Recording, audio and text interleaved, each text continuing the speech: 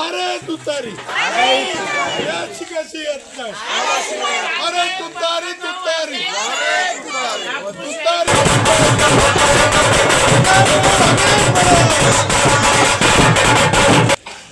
मला तर असं वाटते की मी आजच निवडणूक जिंकून आलो. कारण की सर्वांचं समर्थन, सर्वांचा पाठिंबा, सर्वांचा आशीर्वाद त्या ठिकाणी या निमित्ताने मिळतो आहे.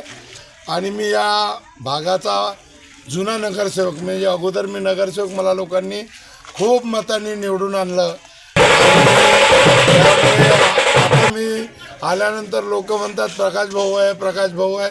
सगळे लोक आता तुतारीला मत देणार आहे आणि तुतारी निवडून आल्याशिवाय राहणार नाही. आणि शरदचंद्र पवार साहेबांचा राष्ट्रवादी काँग्रेस पक्ष अगोदर या ठिकाणी निवडून आला होता. मला घड्याळीवर निवडून दिलं ना मला. तर आता सुद्धा ते माझं चुनाव चिन्ह तुतारी वाजवणारा माणूस आहे. आता मला खरोखर या ठिकाणी अगोदर हजारी पहाडला, मी आता हजारी पहाडमध्ये पाण्याची टाकी नव्हती, पाणी येत नव्हतं, फार त्रास होता. आता गटर लाईनचा पण त्रास या ठिकाणी आहे. या ठिकाणी रस्ते बरोबर नाही.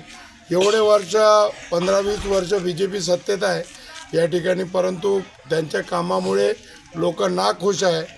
त्या ठिकाणी अनेक पक्ष निवडून आले पण काम केलं नाही. मी रात्रंदिवस हजारी पहाडतच मध्ये राहत होतो. आताही माझी कनेक्टिव्हिटी बरोबर आहे, लोक ओळखतात आहे आणि मी सर्वात हायस्ट मतांनी निवडून असं वाटतंय. लोक तुमचं आजही नाव घेतात. ज्या लोकांना घरे नव्हते त्या लोकांना घरे दिले, असे पुष्कळ लोक आहेत.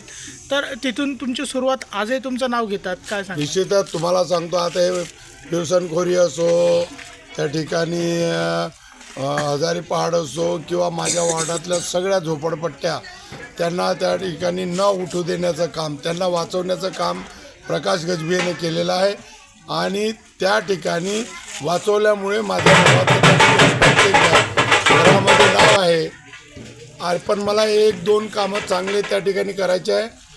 ह्या भागामध्ये खूप इलेक्ट्रिकचे मीटरचे बिलं जास्त येतात, पाण्याच्या मीटरचे बिलं जास्त येतात. त्या ठिकाणी 600 जर स्क्वेअर फूटचं घर असेल तर त्या घरांना टॅक्स पण जास्त येते. म्हणून ते रद्द करायचं काम आहे.